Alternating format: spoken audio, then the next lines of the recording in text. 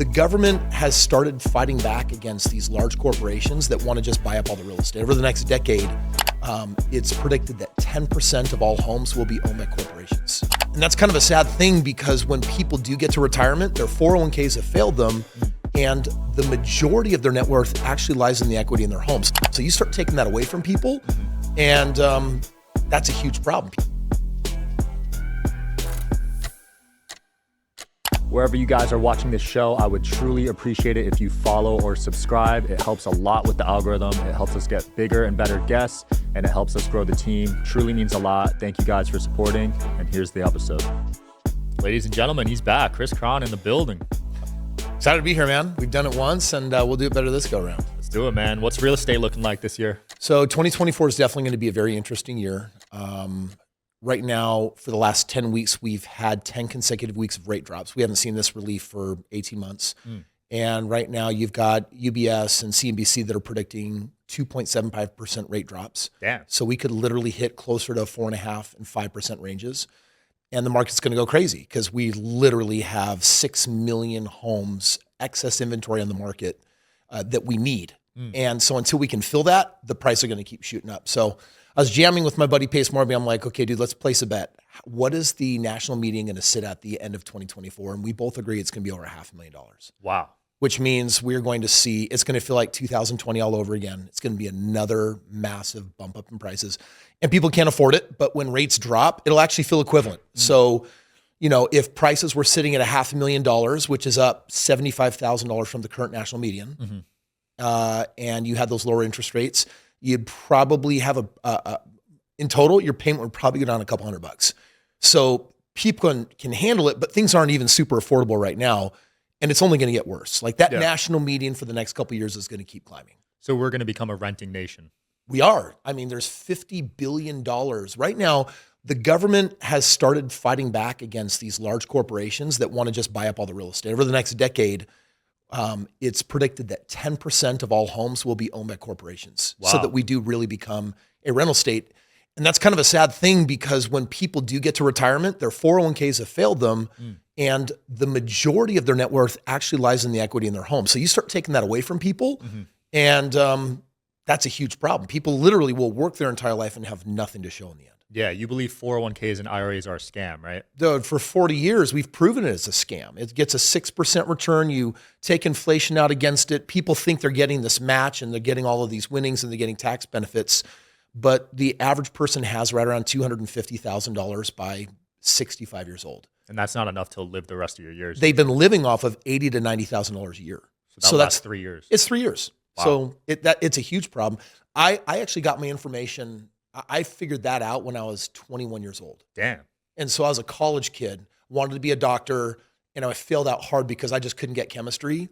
But I did telemarketing for this company that had all these stats, and I'm reading all this. I'm like, why am I going to college when I'm talking to on the phone to all these people that went to college 30 years earlier? They're in their 50s preparing for retirement. They got nothing. And I'm like, these are supposed to be the smartest people. They're conservative. They're penny pinchers, and they don't have anything. And I decided to do something about it. And that's really what said for me, like, get outside the box. You got to escape this idea of get lost in a job. Because you'll get lost in your 20s screwing around, in your 30s having a family, in your 40s just focusing later on teenagers. By the time you're in your 50s, you can catch a breath and you're like, I lost most of my working life and I've got nothing to show. Yeah, my accountant, he's old school. He used to tell me to submit to my IRA every year. I'm like, by the time I could use this money, I'm 65. Well, and the crazy thing is when you put your money in your IRA, like, what's it going to do? Save you a couple $1,000s a year? Yeah. It might be saving you $5,000 or $10,000. The average person, they're taking what little leftover they have at the end of a year of working. They're putting it in an IRA to save a couple $100. Yeah. And so people are just stupid. You also don't know if you're going to hit 65. So you could just be putting it there and you never know. And you never really live. Yeah, you never I like, because people are so poor, like middle class is so poor. I'm like, what would be better? To be like the reckless spender that is living it up and at least making memories, or the penny pincher that is kind of pessimistic and unhappy because they can't let go of their money because they're hoping it'll be enough and it's not going to be enough. And I'm like, both are kind of screwed, but I think in today's world, it might be better to be reckless. I don't really actually believe in that. Like Yeah. I'm an investor, I make my money work for me, but most people, they don't have great options. Yeah. Growing up in a middle class family, do you see the middle class kind of being eradicated over the next 10 years? It's shrinking for sure right now. I mean, right now we have, over the next decade, we're going to take 10% of the middle class and half are going to go to poverty and half are going to become, well, not wealthy, but they're going to become upper middle class. Right. And so, yeah, it's shrinking right now. What do you consider upper class? Like what level of income? Geez. Unfortunately, they're going to define that as like over $250,000 a year. Right. Yeah. And what was that first year for you when you started making money like that? So when I was 22 in college, my first year I made 18 grand. And then I learned how to double my money every year. So the next year was 50 grand. Then it was 100 grand. When I graduated college, it was $250,000. Wow. The year after was $500,000. And then I got stuck at $500,000 for a while because I got nervous about, I knew how to increase my net worth millions of dollars in a year, but I didn't know how to actually make $1 million like cash. Yeah. And it took a pretty big breakthrough before I'm like, wait a second, it's just a number. And then just blew past that. So it was like a mental hurdle. It was totally mental. I was like, it was a game for years. I'm like, I made 100 grand this year. I'm going to make 200,000 next year. And I just mentally programmed, I double my income every year. Yeah. And I would just, when it's such a small amount of money, that's very, very doable. But when it was $500,000 and I started lived in a really nice custom built home on the golf course and had, really nice vehicles and was traveling all the time, the idea of the pressure of making $1 million in a year was scary. And it's crazy how the value of $1 million. So in 1993, $1 million would be 2.1 million today. that's true. Isn't that crazy? Yeah. And right now you fast forward another 20 years and the stats are going to be way worse because of the inflation that we're living with right now. So $1 million back in the 90s was probably like 5 million in 20 years. Yes. Which is nuts. So being a millionaire is not even that big of a deal. It's not that big of a deal. And yet there's so many people that are still, I mean, you take a look at the, average joint filed income and you're talking about $68,000 a year. Damn, that's the country average? Yes. Wow. People are poor. That's insane. You had an interesting take about paying off houses. I don't think you should. I think paying off your house is the dumbest idea.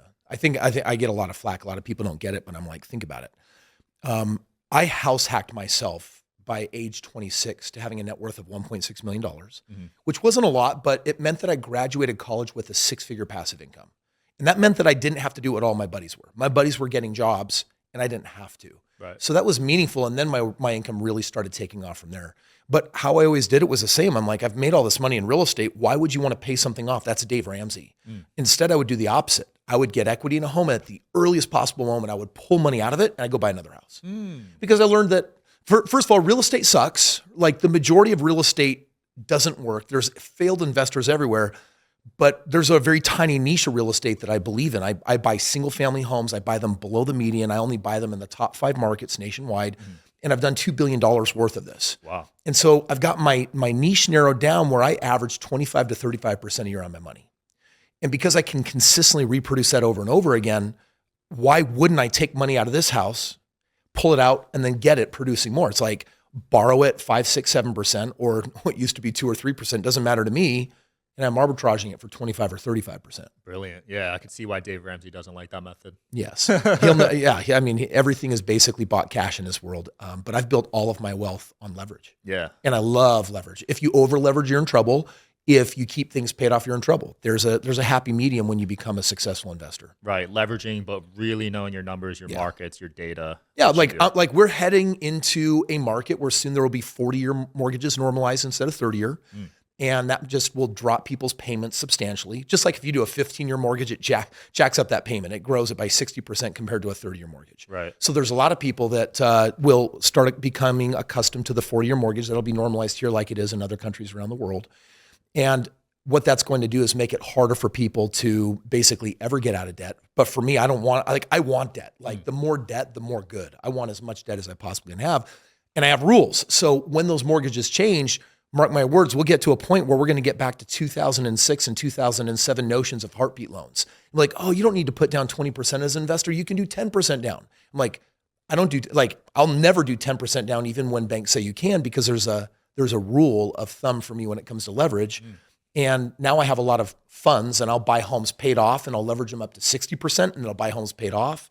And so knowing that balance on leverage that says, hey, the market can go down, but I don't get hurt because I'm buying 30% below the median. Right. puts me in a really cushy spot. So it also controls cash flow. Yeah, that's smart because you could absorb a 10, 20% hit. Doesn't if you're matter. buying 30% below. Yeah. So right now the current national median is $435,000, but it's actually supposed to be $330,000. Whoa. It's $110,000 higher than it's supposed to. That's a response to the supply demand issue where we're missing all of this inventory. And eventually there's going to be an insane real estate crash. So are we just not building fast enough right now? We can't. Because there's too many people coming in the country. We never caught up from 2008. Wow. Yeah, every month there was a demand for 100,000 new homes since 2008, and we couldn't keep up with it. Damn. And so, and then the pandemic made it really bad because we were missing around 3.2 million homes. And then when everyone stopped needing to work in an office, they said, "Oh, I have to get used to how I'm going to work from home, and my home isn't suited for that. I don't have a home office. I don't have the space that I need." So everyone started wanting to switch out their homes for different homes that would basically cater to this new lifestyle. That bumped us up from 3.2 million homes. Now it's sitting closer to 6.8. Damn. So there's massive demand out there. Did you see Zillow offering 1% down for homes? Yeah, we're going to see crazy stuff like that. Yeah, it's bad. That's crazy. I don't understand how they can make money off that. Yeah, 1% down. Yeah, unfortunately, right now there's a lot of dry powder. There's a lot of money sitting out there in the market, and with inflation where it's at, people are trying to get it placed, even if it's in less advantageous places right now. Now, I've seen on your social media you seem to be placing a lot of emphasis on family this year. Is that a switch you made recently? You know, I've got 4 kids, and they're only around so long, and so making memories with them is like everything. Yeah. You know, I just got back from Guatemala. We were doing a mission trip there, and you know, it's a brand new orphanage that we've taken under our wings. And my wife and I were out there vetting it, sharing the experience with some of our donors for our foundation. And I'm like, okay, we're going to go back later this year. And I'm bringing all of my kids. Wow. They've got 61 kids in this orphanage, most of them 10 years and younger. And they all come from, you know, awful abuse situations. And so these are rescues. And, you know, those are some of the things that I like to do with my family is I like to get out there and show them, hey, you know, let's develop the character of someone that is generous and a giver or can, you know, leave impact or do something meaningful with their life. Amazing. That's a great influence. Yeah. I saw you get really vulnerable with one of your daughters. You mentioned she was barely talking to you for a year. Yeah. What was that experience like? Hard. You know, as a dad, you want to create safety and you want to create opportunity. You want to help your kids grow and develop. But no one told me when I became a dad that I would have no control over my children, meaning I can influence them, but even at a young age, they're in charge of their choices. They're in charge of their words. They're in charge of their thoughts. And so influence doesn't guarantee that you get your way. And if you do, it's artificial. It's not going to last very long. It's an illusion. Right. At some point, you know, they're going to, you know, actually it was just last night I was talking to this very daughter, Livia, because she's at home sick right now. And I was tucking her in and I had tears in my eyes and I just said, I want to thank you this last year for forgiving me. Wow. When you didn't think I was there for you and opening your heart to me. And we both cried over that. And now our relationship is so much more intimate and beautiful. We meditate together. You know, she's into meditation. She's into cooking. So we've got a chocolatier coming in to teach her, you know, how to do cakes and chocolate and some of the things that interests that she has, pursuing some of her music things. And you know, sometimes we just hang out and just watch some of her favorite anime shows. Dude, right? I love anime, man. I Yeah. used to watch anime. Yeah. That's awesome, man. Because as entrepreneurs, we're so wrapped up in our lives sometimes that the things we care about most, we sort of. It's also hard though, because some entrepreneurs, they get stuck in this 60, 80-hour work week zone. Right. And 4 years ago, I had my best friend passed away in a really horrible accident. Damn. He was one of the top 100 YouTubers in the world. He had over 1 billion views on all of his stuff. And he died at 38 years old. Wow. And it rocked my world. And I just said, you know, I'm wealthy enough. Why am I not giving myself permission to live the life that I want?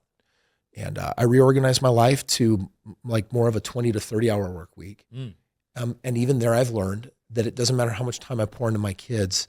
If you're not there for that one moment and it's perceived trauma for them, they can create a story that dad wasn't there. Wow. And so it's this fun game where it's like, okay, like all I can do is my best. And so now it's spend time with them, love on them, you know, create opportunities for them.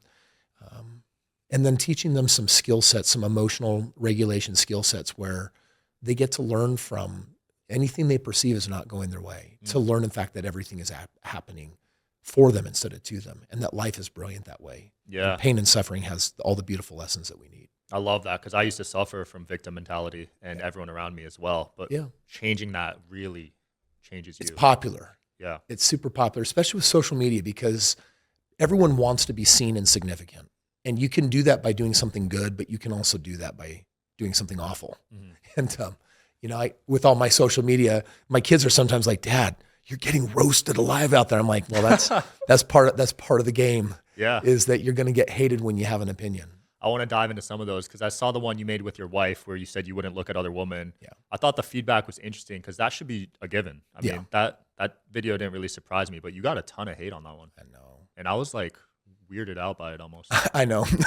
my social team's like, okay, Kris, we need to go back in the bedroom and have more of these conversations because apparently it's hitting a nerve, right? I mean, you look at family formation today, and there's definitely been a degradation. Right.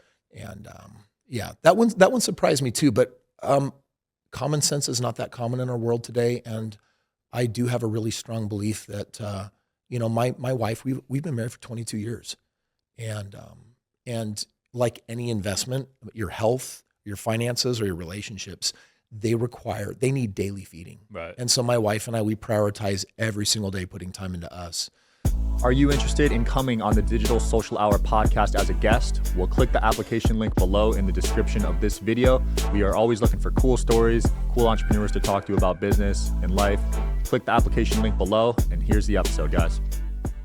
I guess that's a weird notion for some people. It's weird. I feel like they're trying to destroy the family unit from multiple angles. Yeah. I mean, just look at the last 5 years. I mean, all that destroys the family unit, and yet that's the nucleus of society. Yeah. Strong families create strong neighborhoods, which create strong communities, and definitely under attack. I know you're big on health. You want to live the 144, got a crazy morning routine. Anything new you're doing in the health space? No, man, I'm just doing the do. It's just the discipline of just sticking with it, loving it, doing it. But I'm always challenging myself. Like right now, I'm heavy. I'm 250 pounds. Okay. I'm trying to get up to 265. And then in the fall, I'm going to do a major cut and hopefully take the stage at 3% body fat and have kept 12 to 15 more pounds since my previous show 18 months earlier. So wow. Always just finding different ways to challenge myself. I think after that, I'm going to get into running. Okay. I did years ago, like ultra marathons, triathlons, some things like that. I think it's been years of just lifting heavy, and it tends to come with less mobility. And I kind of miss being super active. Yeah. Because I burn a ton of calories. And so there's a part of me that's like, oh man, I just want to do things that are fast. I feel that. Yeah. You have an interesting take on getting sick. Yeah. So you haven't been sick in 3 years, right? I actually got sick once in the last 3 years. Oh, you did? Okay. I did. Yeah. But other than that, you've attributed a lot of it to mindset. I think sick is almost always mindset driven. Like there's a point at which we're all going to die. We're all going to get something and we're going to die. And so it's not that we can't get sick. It's more about how often are we sick when it was optional. Every time I'm sick, I can link it back to an emotional stress, some other stress, a poor decision that I made. And I believe that I literally mentally lower my immune system and then I catch something. And so in the last 3 years, I've had several opportunities to be sick. And what normally happens is I feel that tickle in my throat coming on. Yeah. And at the earliest moment I catch it, and your instinct is to say, I think I'm getting sick. Your symptoms increase. Then you say, I am getting sick. Your symptoms increase. I am sick. And then here's the weird thing. If you ask human beings how long they're sick, they all have a different answer. Some people believe a half a day, some people 2 days, some people a week. Right. And they'll always be sick as long as they think they're supposed to be sick. Wow. When they're done with, like, for example, let me ask you, when you're sick, how often, how many days does it last? Usually a day or two. So after a day or two, there's a part of you that's like, oh, we only get sick for that long. So you start thinking it's time to get better. Oh. Symptoms reduce. And then you say, I think I'm getting better. Symptoms reduce. I'm better. And then you're done with your cycle. For me, I just cut it off. And I say, the moment I start feeling something coming on, I'm like, I'm whole. And then I'll go back and think, what happened? What triggered? What's going on? I don't believe in catching the flu and the common cold and the things that go around. I just don't believe in any of that. My daughter's sick. And I was saying, hey, let's do a health meditation. I think I want to help you, figure out how you can manage some of this because you've been getting sick a lot. And you have choice in the matter. Because she was frustrated, like, Dad, why do I keep getting sick? And I said, well, why do you? I'll tell you why I used to get sick. I used to get sick because I wanted a break. I was a relentless entrepreneur, and I had mono back then. Technically, it's a disease you should never be able to get rid of. It's chronic. It'll stay with you forever. Yeah. I haven't had a symptom. I haven't had a mono symptom in 12 years. Wow. And, but every 6th week I would get sick and I'd be out for a week.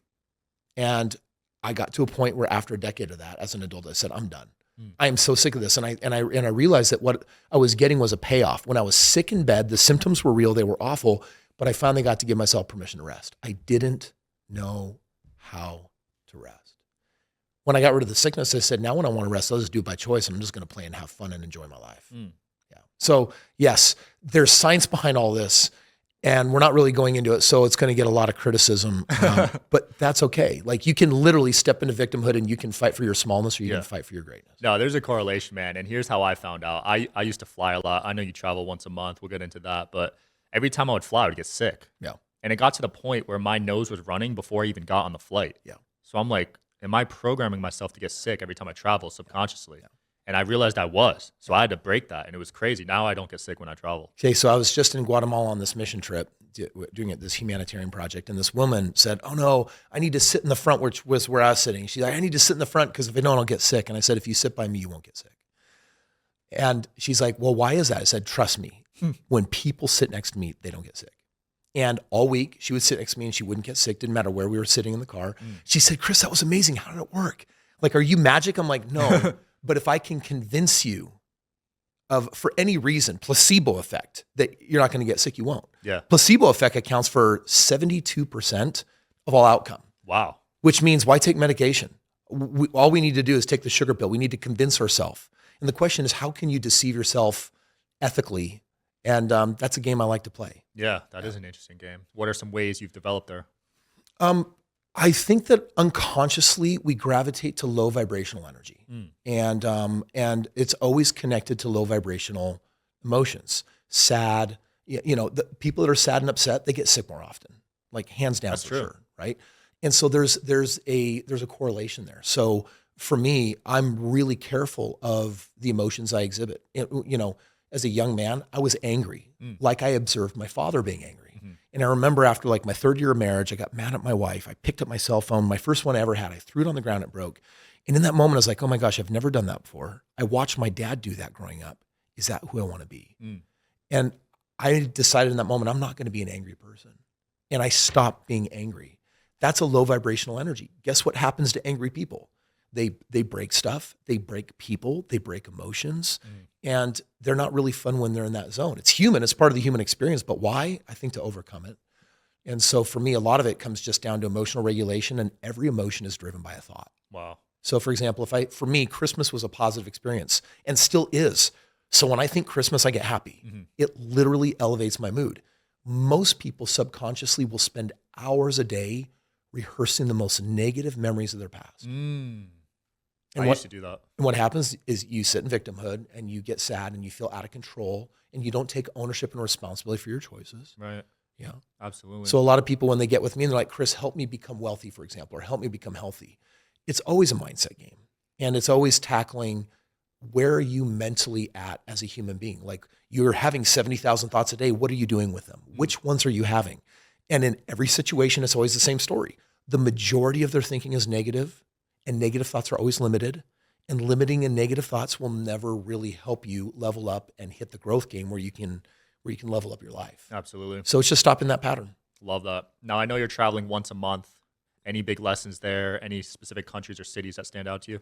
Well, my wife and I, we have a goal of seeing 100 places together, 100 countries. And I think I'm sitting right around 50 right now. Wow. And which means we revisit a lot of places. Years ago, I wanted to create a meaningful gift for my wife. And it required me to find 100 images from the first decade of our life together. And my wife had cataloged like 10,000 pics. So I went through them and I found the top 100, and it took me all night. And by the time I found the top 100, I started realizing a pattern. 91 of the 100 pictures were taken when we were traveling. Wow. And back then I only traveled once a year. And what I learned is, when I'm in my routine is mundane. I'm not living a memorable life. I'm robotic. I'm part of the zombie apocalypse of just human beings that are stuck in a mode. And so ever since then, I decided I'm going to do everything I can to leave my routine whenever I can. Love that. So we just travel all the time, and it's because it's novel and having experiences that you wouldn't have.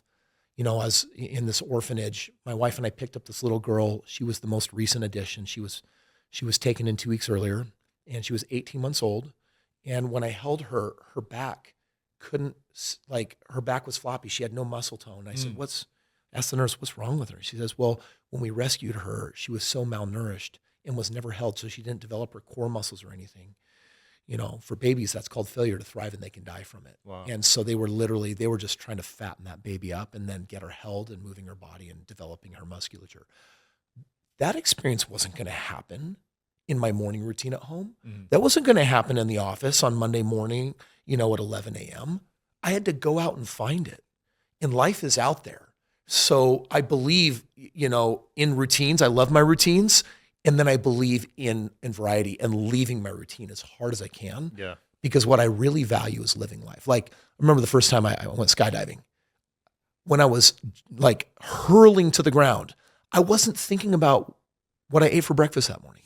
I wasn't thinking about what I was going to do that afternoon. I was so present, and it was like time slowed down. Have you ever noticed that when you're doing something you've never done, that things slow down? When you drive somewhere you've driven before, your mind goes into this mindless place and you automatically just go there. Yeah, but when you're driving somewhere you've never been with new scenery and new view, like you remember it because it's like you're recording it for the first time. For sure. So I live for the novel. Wow, I love that. You also traveled to Japan, right? We just got, family, we did 3 weeks in Japan. And you said the sushi was better in America. Oh my gosh. We went to Hero's Sushi Bar. It's like $1,000 a person. Yeah. This is like the father of sushi down in the subway station. We had to took months to get that reservation. And I'm sitting there and they're making our sushi. And just earlier that day, we were in the marketplace and I tried sea urchin, which is this really orange goopy stuff. Yeah, yeah. And it was so foul and so disgusting. I had the time. And when they prepared the piece of sushi where they put globs of it on, my wife and I looked at each other, and we didn't want to be rude because it's a very polite society. I'm like, I'm going to blow chunks over, you know, everybody here. This is going to be awful. And in truth, I would say maybe a third of the sushi tasted good. It's very, very simple. It's like rice and a piece of fish. That's it. Wow. Like, and a little bit of seaweed. Like, that's it. It's very minimalistic. And that's considered the best of the best. Sushi for me back in America, like take me to any of the restaurants where they have things like sauces and all the other mix-ins. That is not what it's like in Japan. Interesting. Yeah. That's the main reason I wanted to go there. So that's disappointing to hear that. Oh yeah, dude. So don't go for the sushi. You go for a traditional sushi experience, but after I paid that bill and had that experience, I'm like, wow, we had the consummate one of a kind. They got documentaries on this place, but I would never do it again. Yeah. Certainly not for taste. Wow. Right. What's been your favorite country out of the 50? Oh, that's a super unfair question. All right, top 3, top 5. Romantic destination for beach, Bora Bora. Okay. There's nothing on the planet like it. From a spiritual perspective, Jerusalem was so foreign and so incredible. Egypt was also just like so otherworldly. Japan is up there. Bali is that's such a great laid back place to get lost in the world. Thailand is actually a favorite. I love Thailand. Yeah, Thailand, whether I'm in the jungle or down by Phuket where you have just the most amazing beaches, like Thailand it's adventure. Like I was like literally holding baby tigers and alligators and I had scorpions crawling on my body. And you weren't scared? Remember, I like novelty. So fear is something I don't mind looking at and facing. Wow. Yeah, and I like different. So I will sometimes literally, it's like if I've never done it before, I have a propensity to want to do it just so I can expose myself to a new flavor to stay away from that robotic zombie world that most of us live in. So you're comfortable with the uncomfortable. I actually prefer the uncomfortable. The more uncomfortable it is, the more comfortable I feel. Wow. I hate comfort zone. That is a mindset shift. Yeah. That is incredible. But that's the only place where learning really happens and where life is lived. Right. Inside your comfort zone is where victimhood is.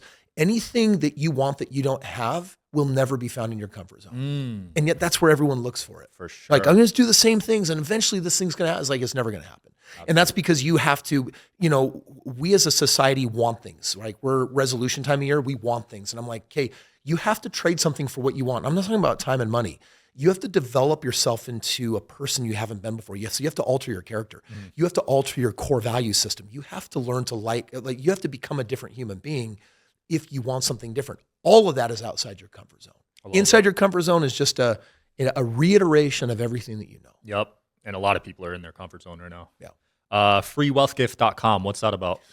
So I love teaching people the game of money because money is the common denominator of all things. If I want to free my wife and to have more time with me, then I bring people in my home that can help do the cooking and the cleaning and the organizing, right?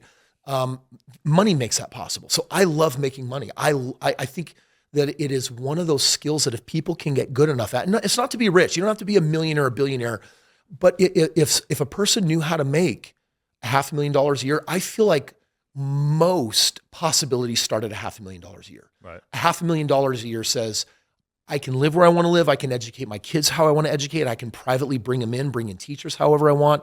You won't get into private jet life or anything yet, but you can drive whatever car you want. You can probably travel a half a dozen really luxurious times a year.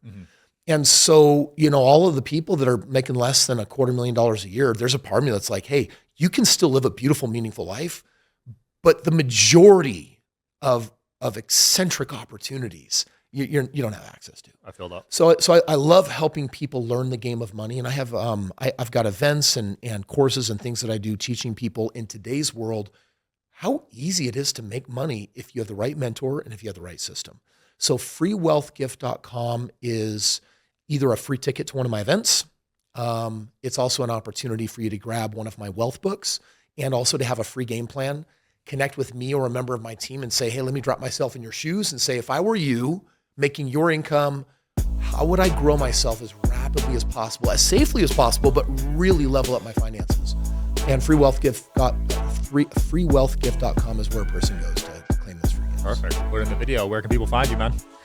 Just as long as you can spell my name, Kris Krohn with KK, you can find me anywhere. All right, we'll link that too. Thanks for watching, guys. We'll see you tomorrow. Thanks for coming on, my man. Yeah, appreciate it. Thank you.